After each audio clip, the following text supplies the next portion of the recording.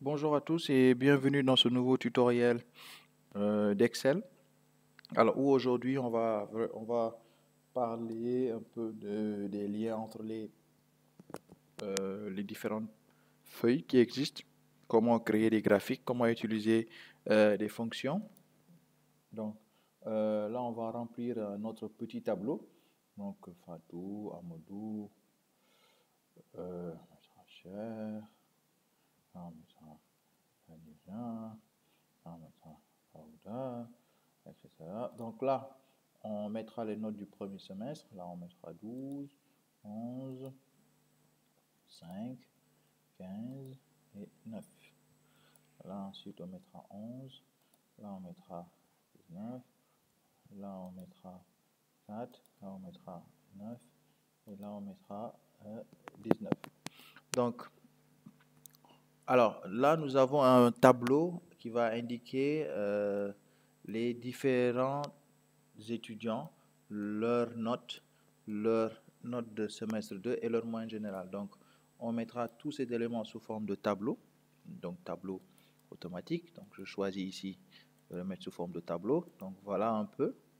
Et là, la première chose, on va calculer la moyenne générale. Donc, pour avoir la moyenne générale, qu'est-ce qu'on fait? On va prendre la note du semestre 1 additionnée à celle du semestre 2 et le tout divisé par 2 pour avoir la moyenne générale. Alors, pour ça, on va utiliser une fonction, c'est-à-dire la fonction moyenne. Alors, on va aller dans Formule, insérer une fonction. Donc, on peut soit cliquer sur insérer une fonction ici ou cliquer sur le f de x qui se situe ici. Donc, je clique sur f de x et je vais sélectionner la fonction qui se nomme moyenne. Donc, je vais aller sur OK. Donc là, je vois qu'il m'a pris la moyenne de la première ligne. Donc, il m'a fait 12 plus 11, le tout divisé par 2, ça fait 11,50. Je vais aller sur OK. Et là, vu que je suis sur un tableau automatique, il me donne la moyenne générale de chaque étudiant. Donc, j'ai 11, 50, 15, 4, 50, 12 et 14. Ensuite, je vais rajouter une nouvelle colonne que je vais appeler rang. Ouais, que je vais appeler rang. Donc ici, je vais mettre rang. Donc là, qu'est-ce que je mettrai? Je mettrai le rang de chaque étudiant. Donc en utilisant la fonction rang. Donc à l'aide de la fonction rang, je vais connaître parmi les différentes moyennes qui est premier, deuxième et troisième. Donc toujours dans le même principe, je vais faire appel à f de x. Je vais appeler la fonction rang qui est ici. Je valide sur OK. Alors ici, dans la fonction rang, il faut d'abord que je me pose une première question. Qu'est-ce qui va définir le rang de chaque étudiant? Est-ce la moyenne générale, la note 1, la note 2? Ici, dans notre cas, c'est la moyenne générale qui va définir le rang de chaque étudiant. Alors, dans nombre ici, parmi les moyennes générales qui sont définies là, je dois lui indiquer une moyenne dont je veux connaître le rang. Par exemple, moi ici, je veux connaître le rang dans moyenne, je veux connaître le rang de la moyenne générale de celui qui a 11,50. Donc, parmi tous ces étudiants-là, toutes ces moyennes générales, je veux connaître le rang de celui qui a 11,50. Ce sera la moyenne générale. Maintenant, la référence, il va comparer par rapport à l'ensemble des moyennes générales. Donc, dès qu'il fait ça déjà, vous voyez, il me dit que l'étudiant qui a une moyenne de 11,50 est quatrième dans le rang. Maintenant, ici, l'ordre, j'ai deux choix. Si je mets 0, cela veut dire que le premier, c'est celui qui aura la plus forte moyenne, c'est-à-dire c'est l'étudiant qui a la moyenne de 14 qui sera premier et l'étudiant qui a la moyenne de 4,5 qui sera dernier. Par contre, si je change et que je mets 1, cela veut dire que l'étudiant qui sera premier, c'est celui qui aura la moyenne de 4,5 et le dernier sera celui qui a la moyenne de 14. Donc, il fera l'inverse. Nous, par contre, ce qui nous intéresse, c'est l'élément 0. Alors, dès que je valide sur OK, automatiquement, là, vous voyez, il me donne les différents rangs. Donc, il me dit, le premier, c'est celui qui a 15, je me suis trompé tout à l'heure. Le deuxième, celui qui a 14. Le troisième, 12. Le quatrième, 11,50. Et enfin, le dernier, c'est celui qui a 4,5. Donc là, je vois qu'ils sont rangés de manière aléatoire. Je veux maintenant qu'ils soient rangés dans l'ordre, que j'ai 1, 2, 3, 4, 5. Alors, vu que j'ai un tableau automatique, je vais cliquer sur ce point-là, ici, cette option. Alors, il me dit trier du plus grand au plus petit. Trier du plus grand au plus petit, ici du plus petit au plus grand, du plus grand au plus petit. Alors, donc, je vais faire un tri, premier, deuxième, troisième, donc du plus petit au plus grand. Je clique sur plus petit au plus grand. Et là, automatiquement, il me dit, le premier, c'est Amadou. Le deuxième, c'est Daouda. Le troisième, Khadija. Quatrième, Fatou. Et le dernier, c'est Cher. Alors, donc là, avec l'aide de deux fonctions, notamment la fonction moyenne et la fonction rang, j'ai pu définir la moyenne générale des étudiants, le rang des étudiants. Et là également, je vais rajouter une nouvelle colonne, je vais mettre état. Et dans état, je vais dire, d'indiquer si l'étudiant doit passer ou doit redoubler. Alors ici, je vais utiliser la fonction SI, donc le test logique. Donc, je vais appeler également la fonction SI, donc qui est là. Voilà. Alors, dans cette fonction SI, je vais faire le test logique. Quel serait le test logique? Donc, qu'est-ce qui va définir que l'étudiant doit passer ou doit redoubler? C'est la moyenne générale. Donc, je vais lui dire de vérifier que si la première moyenne générale est supérieure ou égale, donc j'ajoute le signe égal, à 10, qu'il me mette passage en classe supérieure. Alors ici, je vais changer le clavier, je vais mettre ici.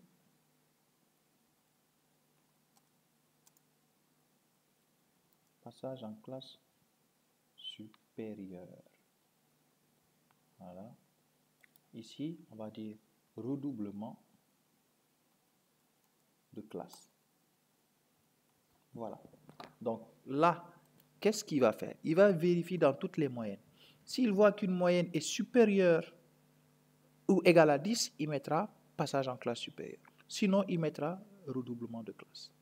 Donc, dès que je valide sur OK, automatiquement, vous voyez ici, alors je vais augmenter la taille de la cellule. Voilà. Vous avez vu ici, qu'est-ce qu'il me dit? Là, effectivement, c'est supérieur à 10.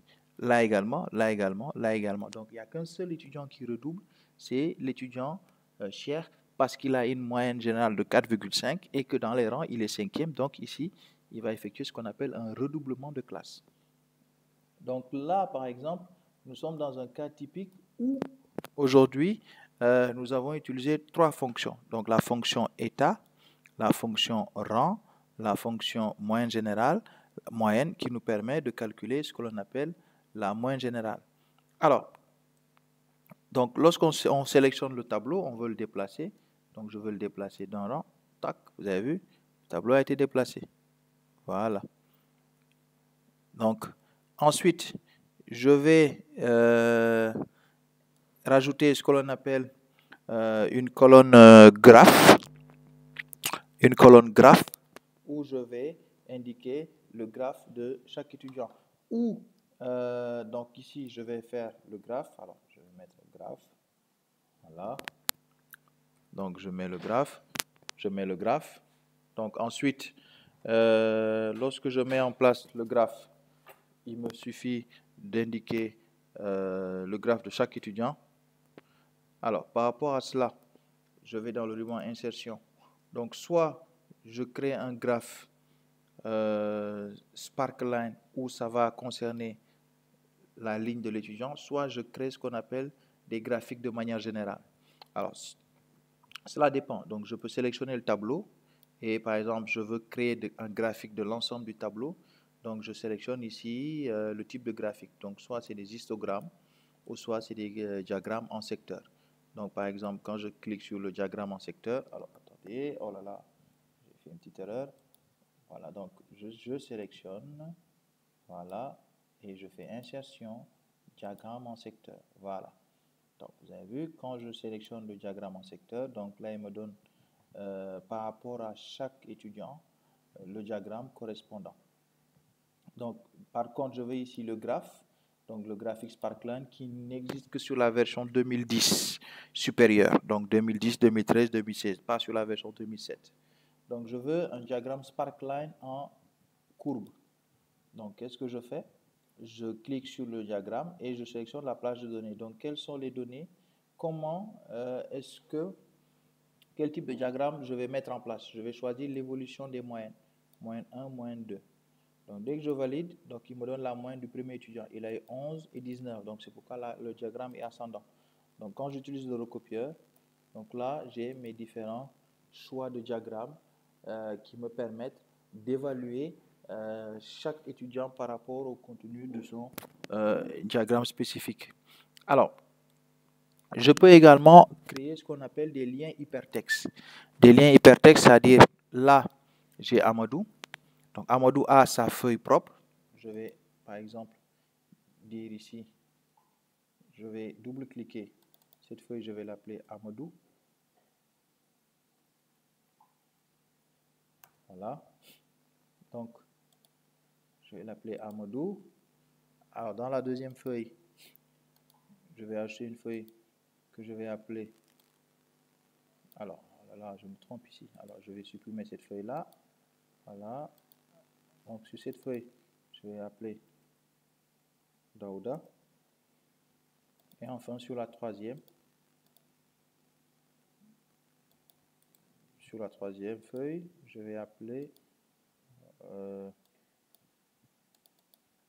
là, je vais faire Khadija. Voilà. Donc, sur la feuille 1, je veux créer un lien hypertexte qui, dès que je clique dessus, va me renvoyer sur la feuille d'Amadou. Je fais insertion et je vais chercher le lien hypertexte ici. Lien hypertexte, emplacement dans le document. Donc, vous avez vu feuille Amadou. Donc, je veux qu'il me renvoie à la feuille Amadou. Je valide sur OK. Daouda, même principe, lien hypertexte, feuille Daouda. OK. Khadija également, lien hypertexte. Déjà, je valide sur OK. Donc, ce qui veut dire que, par exemple, quand je vais cliquer sur Daouda, vous avez vu, il va m'ouvrir la feuille Daouda. Quand je reviens et que je clique sur Khadija, il m'ouvre la feuille Khadija. Et quand je reviens, je clique sur Amadou, il m'ouvre la feuille Amadou. Donc, voilà un peu comment on met en place via Excel, on utilise les fonctions moyenne, rang, si et les graphes. Également, comment créer des liens entre les feuilles de votre classeur. Donc, on se revoit sur la vidéo prochaine pour d'autres éléments.